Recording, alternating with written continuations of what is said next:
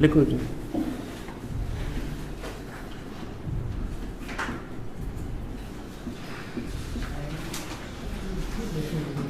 Sandwich theorem बहुत important है।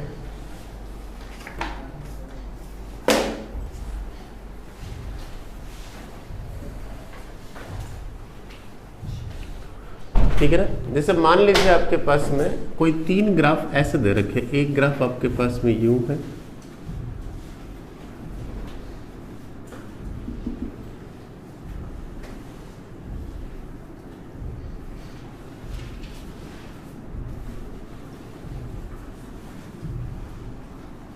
और इस पॉइंट पे मान लीजिए x की वैल्यू आपके पास में a है। अच्छा, ऊपर वाला ग्राफ जो है वो मान लीजिए आपके पास f ऑफ x का है, और ये ग्राफ मान लो आपके पास g ऑफ x का है, और ये आपके पास h ऑफ x ऐसा है।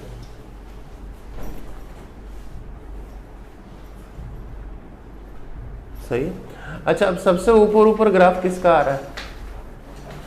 fx का आ रहा है ना। सबसे नीचे किसका आ रहा है? gx का। तो on the basis of this graph अपन ऐसा लिख सकते हैं कि g ऑफ x जो है वो less than equal to h of x and less than equal to f of x। लिख सकते हैं साहब, है ना? बिल्कुल लिख सकते हैं। लेस देन और इक्वल टू, है ना। gx जो है हमेशा hx से या तो छोटा है या उसके बराबर आ रहा है। बराबर कहाँ पे आ रहा है? a पे बराबर आ रहा है। ठीक है ना। अच्छा, अब सब जगह पे यदि अपन ऐसा कर दें, लिमिट एक्सटेंड्स टू a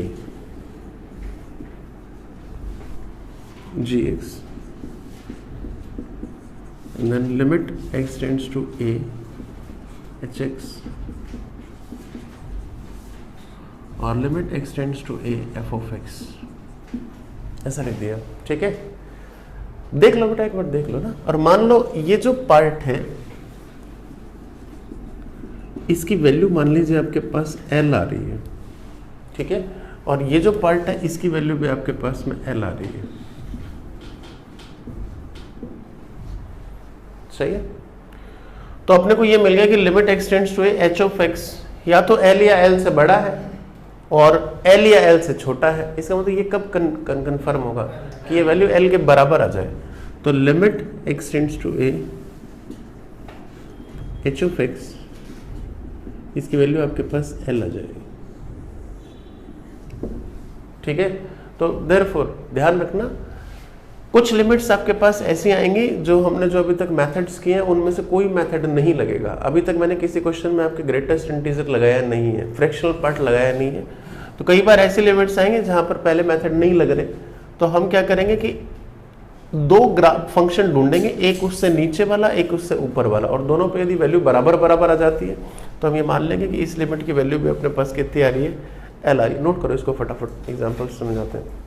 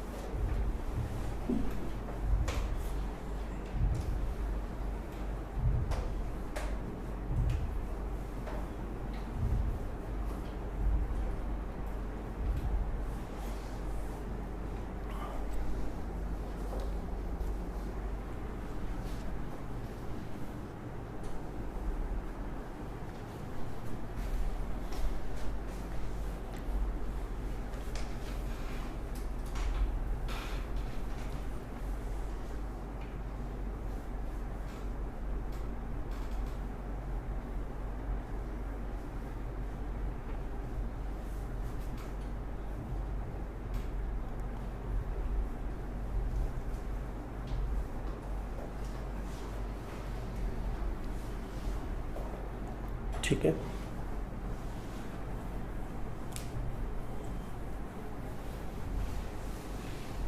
देखो क्वेश्चन लिखो।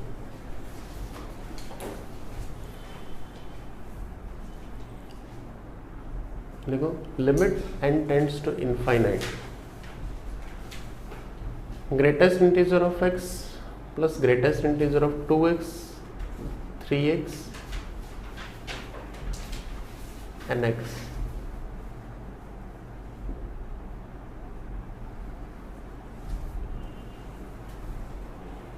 Upon n square. ठीक है ना। और यहाँ पे ये जो पार्ट है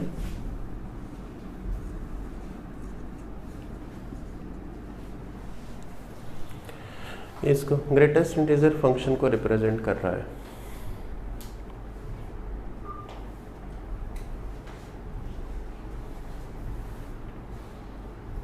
ठीक है।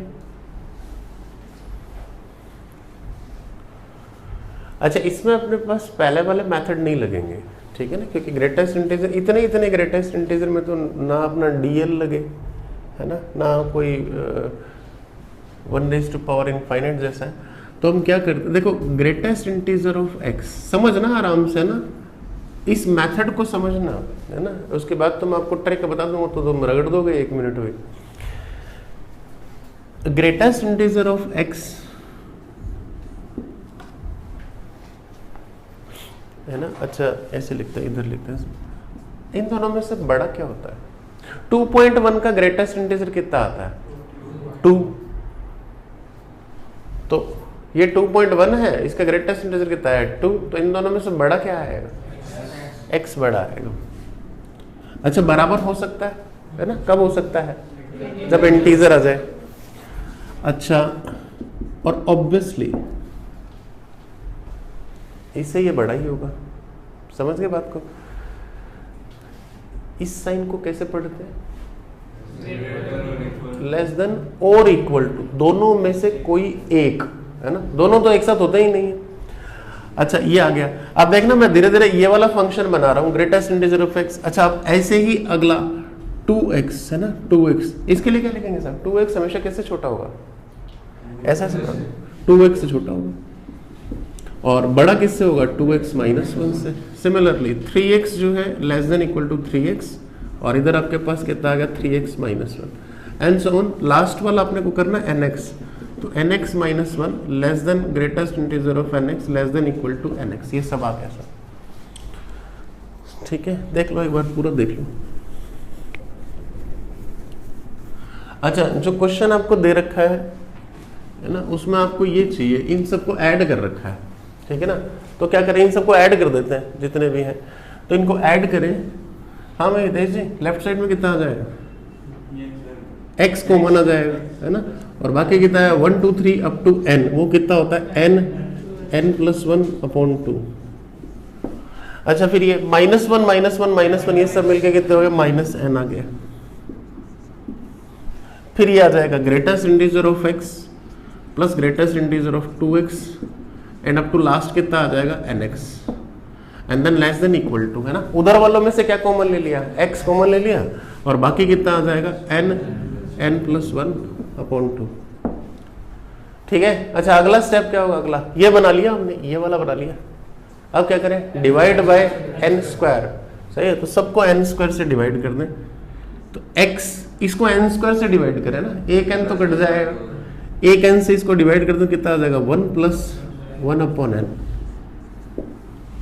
हो गया। इसको n स्क्वायर से डिवाइड करें तो 1/n। इधर आपके पास आ गया greatest integer of x 2x up to nx, और नीचे आ गया n स्क्वायर, और इसको n स्क्वायर से डिवाइड करें तो ये आ जाएगा 1 प्लस 1/n, ऐसा आ गया, ठीक है। अच्छा, अब सब जगह पे n टेंड्स टू क्या कर देते हैं? इनफाइनाइट कर दो।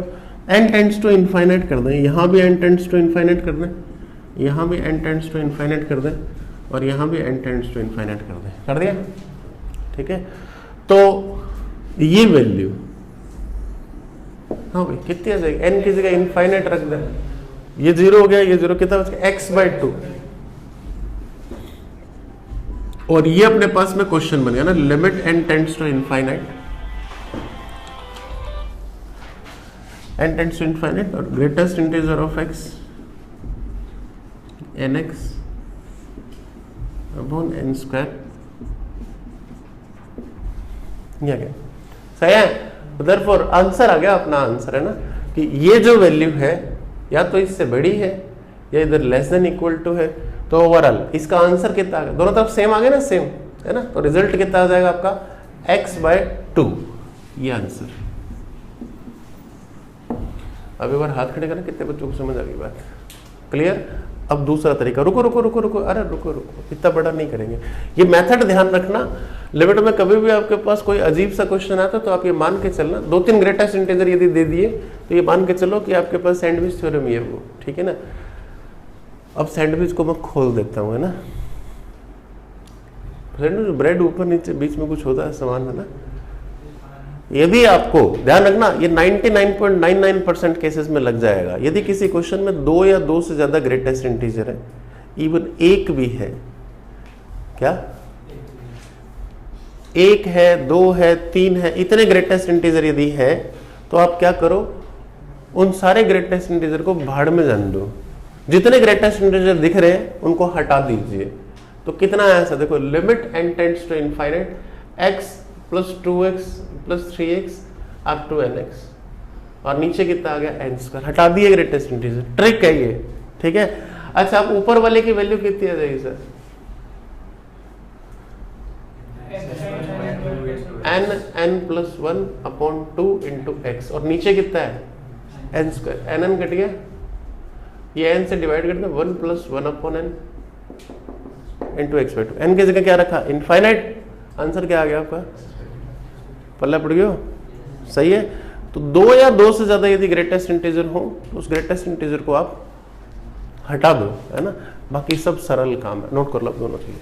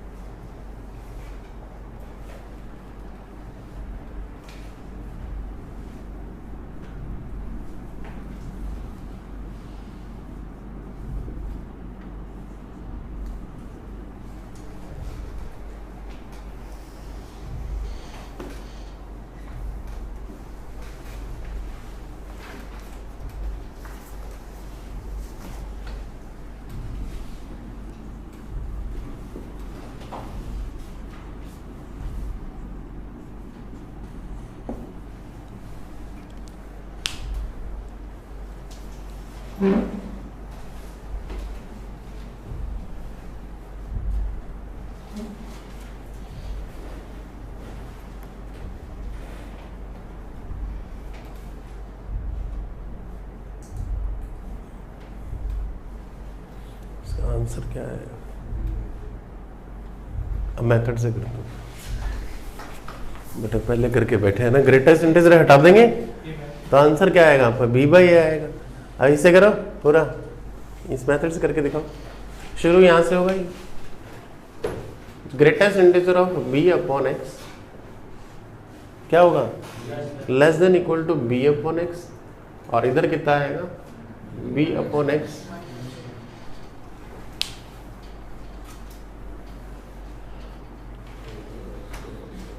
ठीक है, और फिर सबको मल्टीप्लाई किससे कर देंगे, एक्स। करो, शाबाश।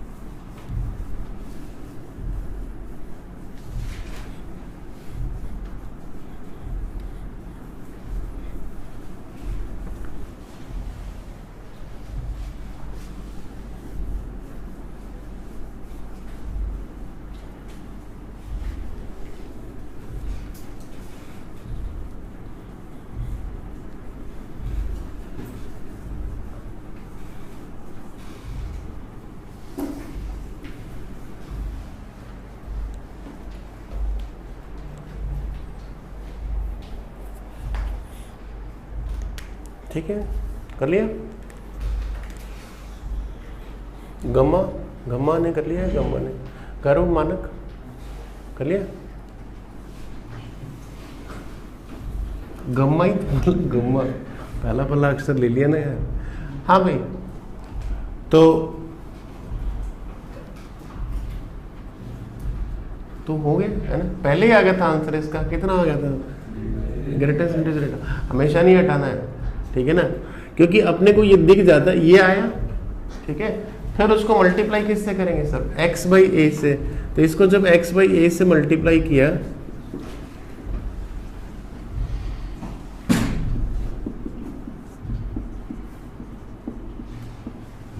सही है, और फिर x टेंड्स टू 0 रख देंगे, ठीक है ना। अच्छा, वो ट्रिक नहीं है ना, एक्चुअल में क्या हो रहा है कि मैं, ट्रिक नहीं है वो, इसका ही तो यूज हो रहा है इधर वाले पोर्शन का। भाई इधर वाले पोर्शन में आप क्या करते हो, यहाँ ग्रेटेस्ट इंटीजर था, यहाँ क्या करते हैं, उसको हटा देते हैं। तो मैंने भी आपसे वही करवा रहा हूँ कि उसको हटा दो, ठीक है भाई। इसको हटा के इधर वाले की लिमिट की वैल्यू निकालते हैं अपन। तो इधर वाले का मतलब क्या है, ग्रेटेस्ट इंटीजर हटा के आप जो वैल्यू निकाल रहे हो वही आपका आंसर बन रहा है, ठीक है ना। तो आंसर आपका कितना आ गया? b बाई ए, ठीक है ना। अच्छा, हर क्वेश्चन में ग्रेटेस्ट इंटीजर नहीं होता है ना। लिखो अगला example, limit x tends to 0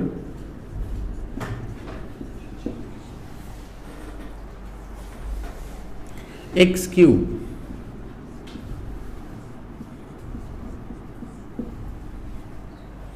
x cube cos of 2 upon x।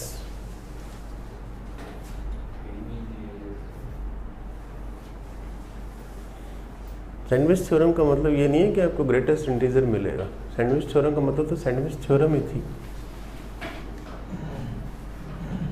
बनाते हैं, देखो इधर, देखो इधर, cos ऑफ 2 अपॉन x, ठीक है। ये कहां से कहां तक होता है? -1 से 1 होता है, हो गया, ठीक है। अच्छा, अब अपने को ऐसा बनाना है, ऐसा बनाने के लिए क्या करना पड़ेगा? तो सबको x क्यूब से मल्टीप्लाई करो।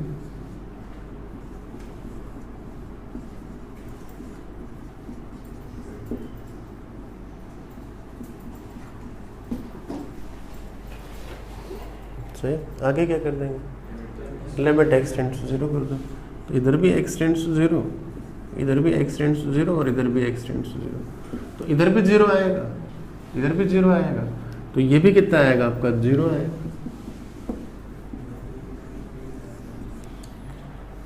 ये आंसर आ गया आपका, है ना। नितेश भाई, कोई और तरीका है?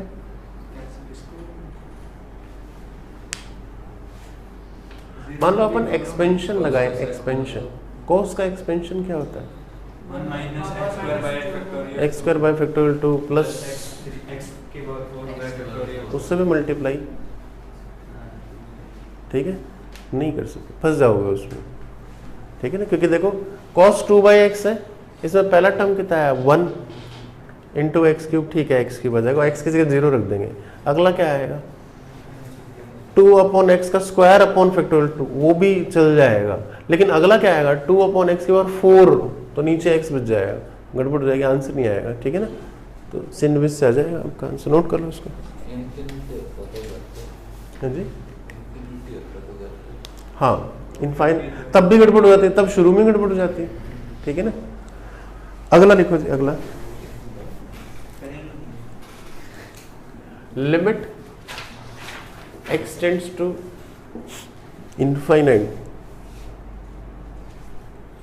x square 2 plus sine square x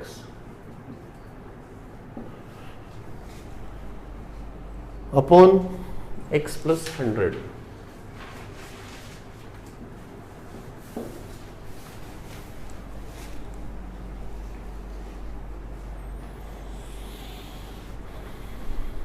ठीक है, एक मिनट रुको, पहले तो आप ये सोच लीजिए कि ऐसा नहीं है कि जो सैंडविच से होगा वो सैंडविच से ही होगा, उससे भी हो सकता है अपने पहले वाले मेथड से। अभी तो आपसे धक्के से लगवा रहा हूँ। साइन स्क्वायर एक्स की वैल्यू कहाँ से कहाँ तक होती है? 0 से 1, तो पहले रखा इसमें 0, तो कितना आ जाएगा? 2x square upon x plus 100। करो आगे।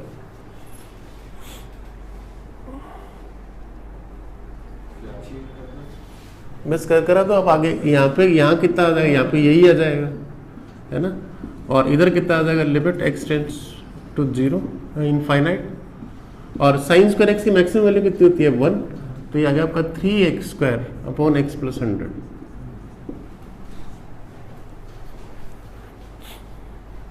अच्छा, जब x टेंड्स टू इनफाइनाइट होता है तो आंसर कहाँ से निकलता है, हाईएस्ट पावर। ऊपर नीचे हाईएस्ट पावर कितनी है, x स्क्वायर है, तो ऊपर x स्क्वायर का कोफिशिएंट कितना है 2, नीचे x स्क्वायर कितना है 0, 2 अपॉन 0 कितना हो गया, इनफाइनाइट हो गया। ये भी इनफाइनाइट है, इधर वाला भी क्या आएगा, इनफाइनाइट है, तो रिजल्ट आ गया आपका टेंड्स टू इनफाइनाइट।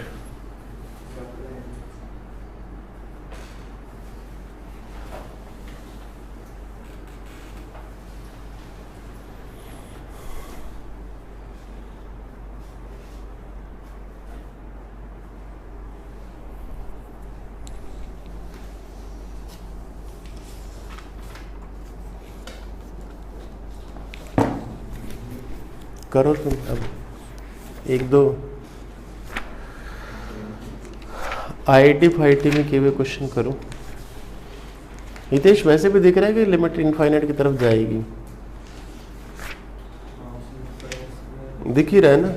ऊपर तो एक्स स्क्वायर है, एक्स स्क्वायर तो है ही है, और साथ में और क्या लगा रखा है 2 प्लस साइन स्क्वायर एक्स और लगा रखा है, तो ये पक्का जाएगी ना इनफाइनाइट की तरफ।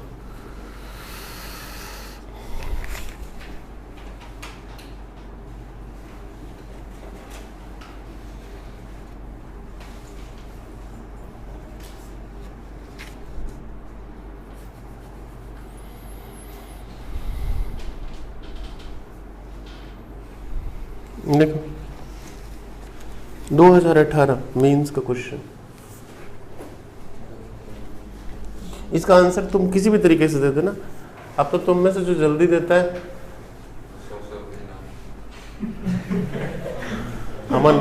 अमन की तरफ से करो जी, करो।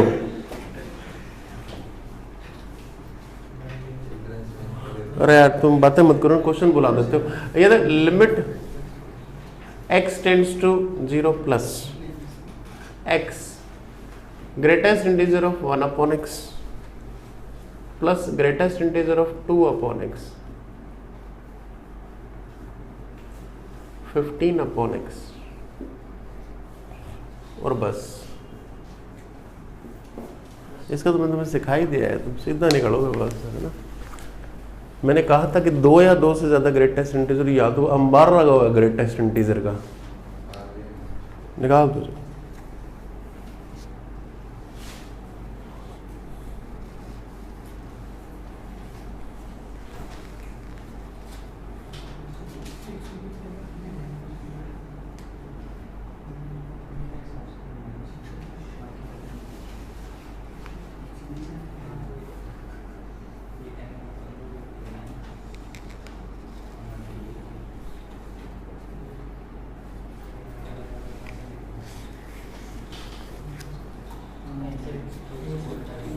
हाँ भाई 120 हो जाएगा आंसर, कटकटा जाएगा ऐसे सीधा। 1 से लेके कहाँ तक जोड़ना है, 15 तक जोड़ना है ना, 120 हो जाएगा आंसर इसका। अच्छा एक ये बताना ना, ये कल वाला रिजल्ट क्या था, x tends to a fx की पावर gx, है ना।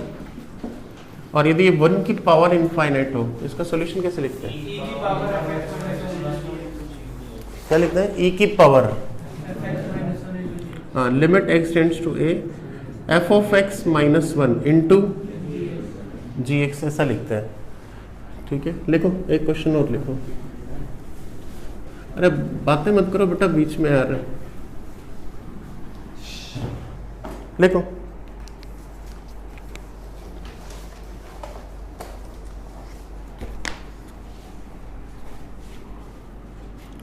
Limit x tends to 0 1 plus x log of 1 plus b square whole power 1 upon x equal to 2b sin square theta, b greater than 0 और theta belongs to minus pi comma pi. आपको theta की value बतानी है।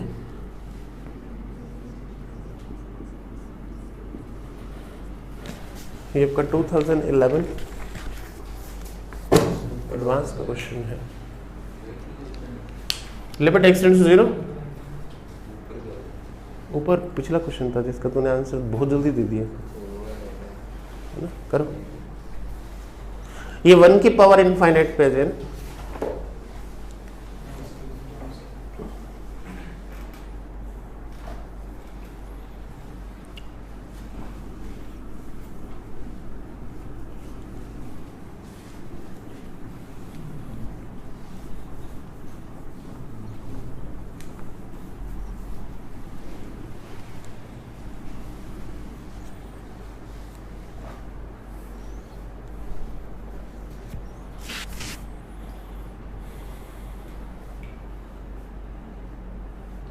वैसे एक form कौन सी है? 1 की पावर इनफाइनाइट है, ठीक है।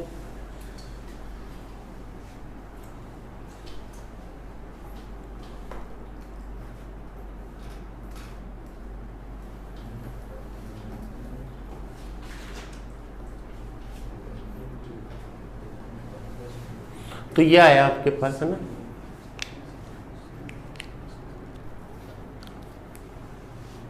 ई की पावर, बोलो भी बोलो, डायरेक्ट बोलना, कितना कितना आएगा ई की पावर। हाँ, इसमें से -1 कर दे तो यह है limit x tends to 0, 1 minus कर दे तो x log 1 plus b square और into 1 upon x equal to 2b sine square theta. ये आ गया, x x कैंसिल हो जाएगा, यह बेस ही है।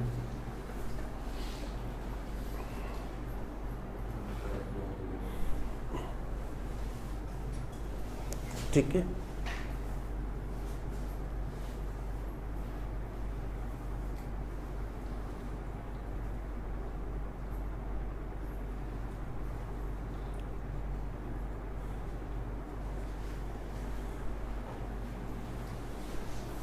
अच्छा। अब आगे अगला स्टेप क्या आएगा? e और log e कैंसिल हो जाएंगे तो ये आ गया आपका 1 plus b square equal to 2b sine square theta.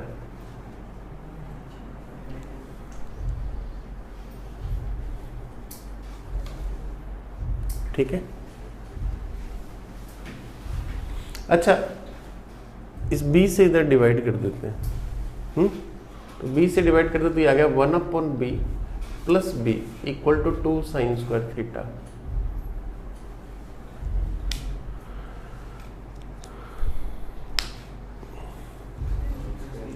ठीक है ना। अब अगले सेशन से वैसे एक पॉइंट और बचा, मैं अभी करा देता हूँ। मैं अगली क्लास के लिए बोल दूँ भैया सब सीरियस बैठना, ठीक है ना। I don't want any type of talk, ठीक है, क्योंकि अच्छी चीज़ को, हर चीज़ को मजाक बनाना बहुत आसान होता है, ठीक है ना। करके दिखाओ तो ये करके दिखाओ, ठीक है ना। क्वेश्चन बढ़ना मुश्किल हो जाता है। आईटी के किसी भी क्वेश्चन के लिए या आईटी लेवल के किसी भी क्वेश्चन के लिए ये कहना कि हमसे तो हुआ ही नहीं, या हम हंस रहे हैं, या हम ये कह रहे हैं कि हमें समझ ही नहीं आया, या हम ये कहते हैं कि जो सामने जो पढ़ा रहा है वो बावड़ा है, कुछ पल्ले तो पढ़ने नहीं देता, ठीक है ना। ये सब उन लोगों के लॉजिक्स होते हैं जिनके पास या तो भेजा है नहीं और या वो भेजे का यूज़ कर नहीं रहे, ठीक है ना। अपना पोटेंशियल आप दिखाइए, ठीक है ना, कि हाँ ऐसे करके होगा, ठीक है ना। बच्चा तो बढ़ता जाएगा, ठीक है ना। जैसे अभी जो आपकी रिजल्ट की बात भी आ रही है, तो अभी जनवरी तक तो मैं किसी और जगह पे पढ़ा के आया था, ठीक है ना। उसका रिजल्ट भी मेरे पास कल आया है, ठीक है। 85 जन हो गया 90% से ऊपर, ठीक है। लेकिन अब उसमें ये कहते हैं कि मैं था या नहीं था, लेकिन वो बात अलग होती है। वहाँ पे बच्चा भी 600 था 12th का देने वाला, ठीक है ना, तो नंबर तो फिर आएंगे ही आएंगे, कुछ जाएंगे कहाँ पे, नंबर तो बेचारे नंबर ही होते हैं, ठीक है ना। भाई आजकल की जो मार्किंग स्कीम है बहुत अलग है, 30-30-30 प्रैक्टिकल, ठीक है, और फिर उसमें बीच में फिजिकल भी है, उसमें बीच में इंग्लिश भी है, ठीक है ना। बच गया फिजिक्स केमिस्ट्री मैथ्स। वहाँ पे जिस बच्चे के 2 जगहों पे बढ़िया आ गए 85 क्रॉस, तीनों पे बढ़िया आ गया 90 क्रॉस, एक में बढ़िया रहे तो मतलब फिजिक्स केमिस्ट्री मैथ्स की बात कर रहा हूँ, फिजिकल इंग्लिश में आ जाता है, ठीक है। तो लेकिन ये है कि ठीक है, जिनके भी नंबर आते हैं वो मेहनत से ही आते हैं हमेशा, पर मेन ये है कि आप कंसंट्रेट इसी पे करो। 12th के मार्क्स या जो भी अभी, क्योंकि मैं ये इसलिए कह रहा हूँ कि अभी इन 2-4-5 दिनों में बोर्ड्स घूमेगा, ठीक है ना भाई।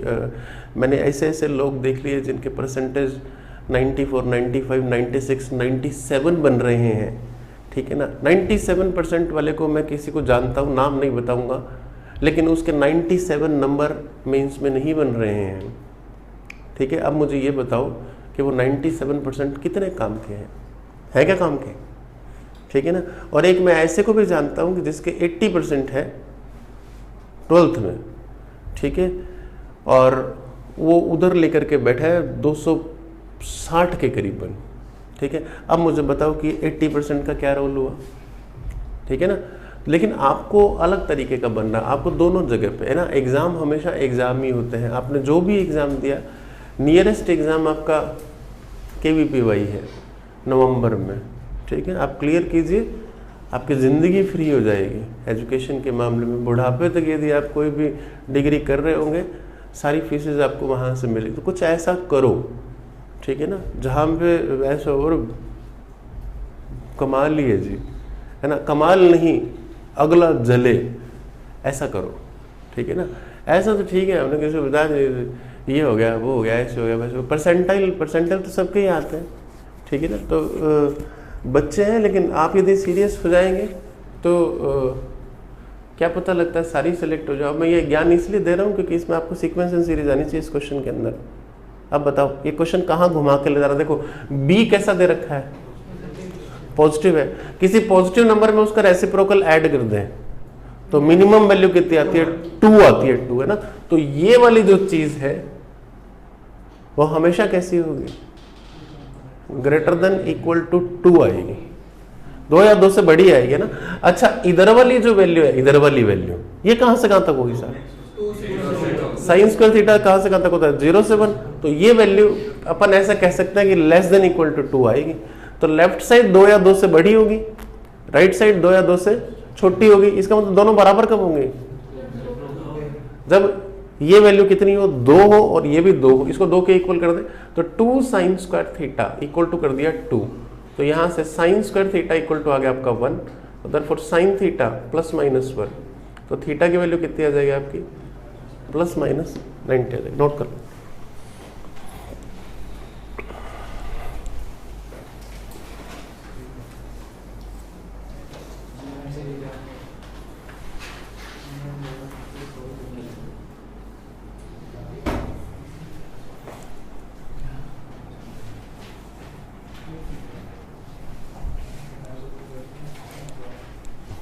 अगला क्वेश्चन,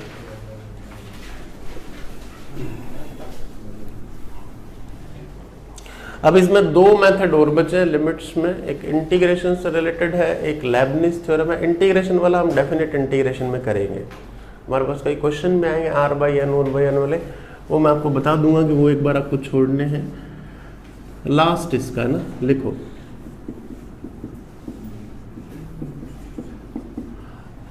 लेबनिज रूल बोलते हैं इसको, और ये बहुत इंपॉर्टेंट है। डेफिनेट में दोबारा करेंगे इसको, डेफिनेट इंटीग्रेशन के अंदर। अभी थोड़ा थोड़ा टेढ़ा लगेगा ना, फिजिक्स में आपने बहुत बार इंटीग्रेशन किया है लिमिट लगा करके, बस वैसा वैसा ही कुछ है।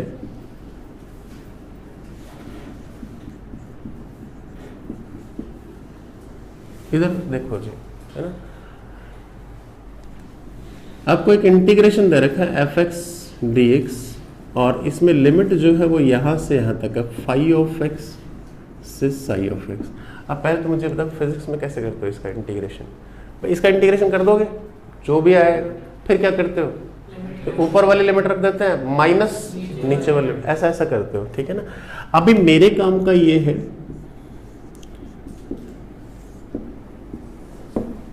मैं इसका डिफरेंशिएशन कर दूं, ठीक है। अब थोड़ा सोचो, देखो एक्स क्यूब का डिफरेंशिएशन कितना होता है? 3x² होता है।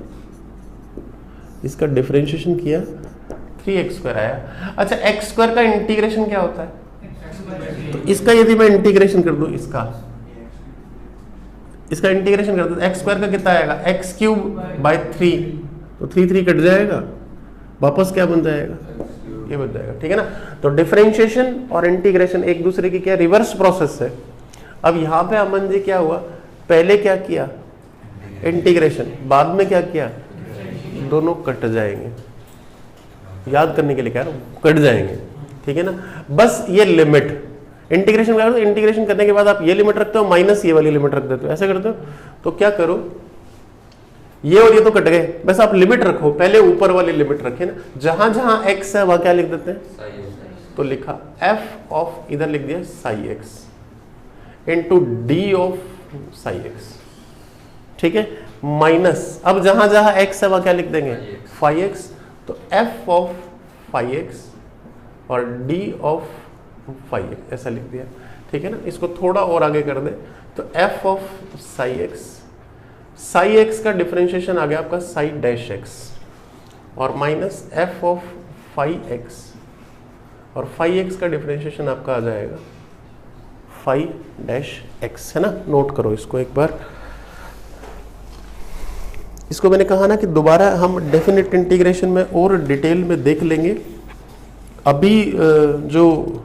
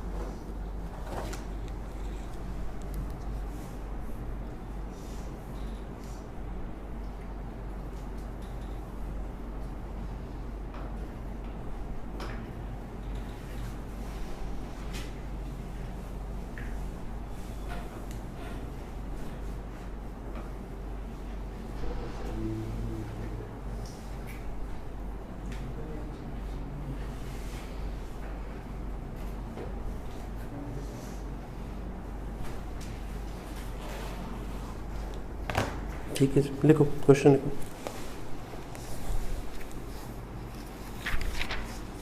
ठीक है ना। सीधे आईटी में हुए देता हूँ, लिखो लिमिट x टेंड्स टू 0,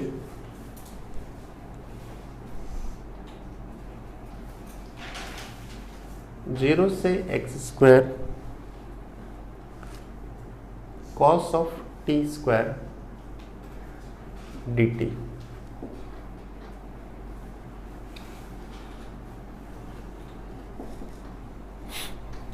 नीचे हम x sin x 97 में है।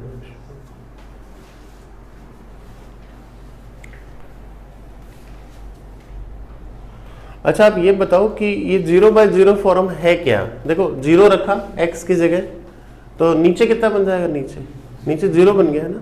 अच्छा, ऊपर लिमिट कहां से कहां तक हो जाएगी? x की जगह 0 रख दे तो 0 से 0, 0 से 0 तो फिर 0 ही हो जाएगा, सही है। तो इसका मतलब ये 0/0 फॉर्म है, तो ऊपर नीचे क्या कर सकते हैं? डिफरेंशिएशन कर दो। अच्छा, डिफरेंशिएशन किया तो यहाँ है आपका लिमिट x टेंड्स टू 0, इधर देखो, हाँ भाई अमन बेटा, इसका डिफरेंशिएशन, इंटीग्रेशन का डिफरेंशिएशन, तो जहां जहां t है वहां पहले क्या लिख देंगे? अभी बताया ना x², तो लिखा, तो cos ऑफ, यहां कितना आ जाएगा? यहाँ x² का स्क्वायर सही है। और यहाँ एक्स स्क्वायर आएगा, एक्स स्क्वायर का डिफरेंशिएशन कितना होता है 2x, x के रिस्पेक्ट कर रहे हैं, लिमिट इसकी दे रखी है। अच्छा नीचे इसका कैसे करेंगे, u इंटू वी से ना, u इंटू वी से तो कितना हो जाएगा x इंटू साइन का कितना होगा cos x और प्लस इसका 1 हो जाएगा, इधर कितना आ गया आपका sin x। ठीक है, आगे बताओ आगे क्या करेंगे। आगे वापस लिमिट रखी, लिमिट है ना, लिमिट रखी तो यहाँ कितना हो गया 0 0 बाय 0। वापस करें उसके बजाय कुछ और हो सकता है, कुछ साइन एक्स मिल रहा है तुमको, साइन एक्स, साइन एक्स के नीचे कितना आ जाए x आ जाए, ऊपर वाला नीचे आ सकता है। ऊपर नीचे क्या करो x से डिवाइड कर दो तो कितना आ जाएगा लिमिट x टेंड्स टू 0 और ये आ गया cos ऑफ x की पावर 4 इंटू 2 और नीचे आपके पास आ गया cos of x plus sine x upon x. सही है। और अब x की जगह 0 रखें तो ऊपर कितना आ गया 2 और नीचे 1 प्लस 1 2 तो 2 बाई 2 विन हो जाएगा आंसर। ठीक है जी, नोट कर लो।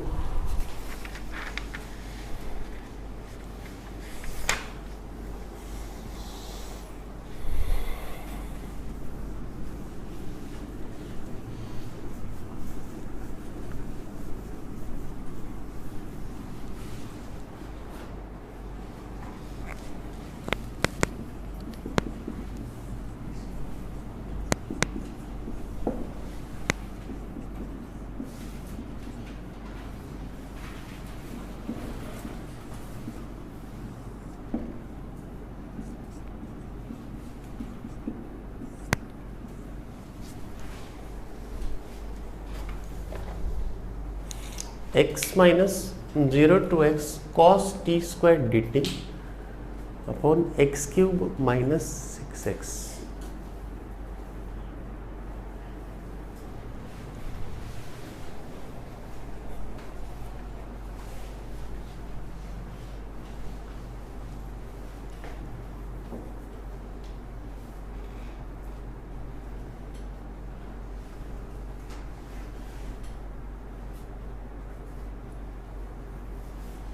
Do it. 0 बाई 0 है,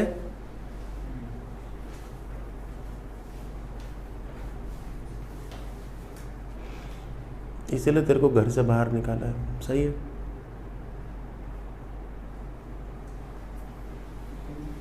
अरे इसीलिए तेरे को बुलाया है। सही है जी, सही है, आंसर सही है आपका,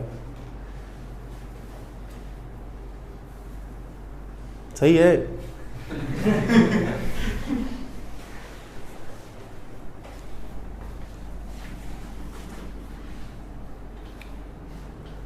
ऑनलाइन वीडियो लेक्चर ऐसे होता है, ऐसे। अभी तक क्वेश्चन देता हूँ, बम्बू होगा ना फिर क्वेश्चन भी होंगे। हाँ भाई,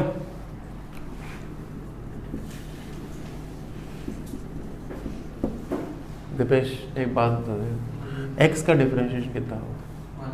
शाबाश। अच्छा इसका डिफरेंशिएशन करें, इसका डिफरेंशिएशन तो जहां जहां टी है वहां x आ जाएगा cos x स्क्वायर। याद रखना इसमें ये मत भूल जाना, x यहां रखा x स्क्वायर आ गया, d ऑफ x का मतलब x का डिफरेंशिएशन 1 माइनस, अब क्या रखेंगे 0, cos 0 1 हो गया, लेकिन 0 का डिफरेंशिएशन